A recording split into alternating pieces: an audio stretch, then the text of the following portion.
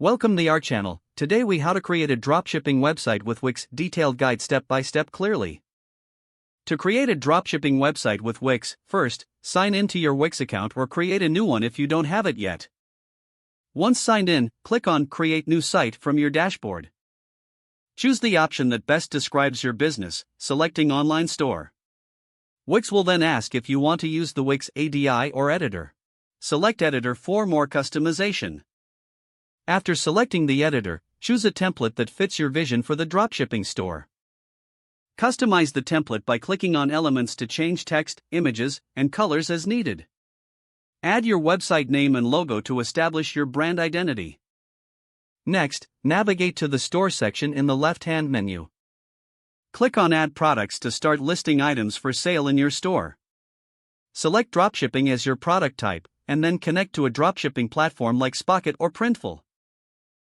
Follow the prompts to integrate the dropshipping tool with your Wix site, allowing you to import products directly. Once connected, browse through the available products and import them to your store. Edit product descriptions, prices, and images to ensure they align with your brand. After setting up payments, go to Settings again and select Shipping. Define your shipping methods and rates based on your dropshipping supplier's guidelines. You can also set up tax rates under the Finance section in Settings.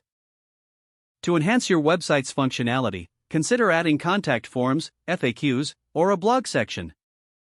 Once you've customized everything, preview your site to ensure it looks and functions as you want it to. Make any necessary adjustments based on your preview.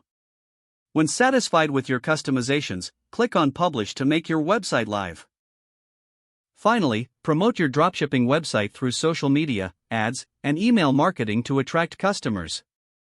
And that's how you create a dropshipping website with Wix.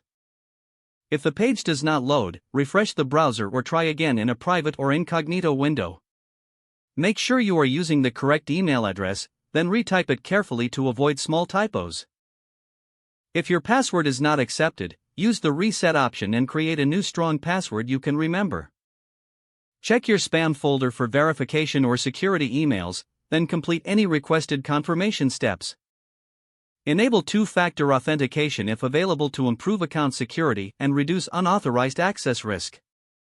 After signing in, review your profile details so your contact information and settings are accurate and current.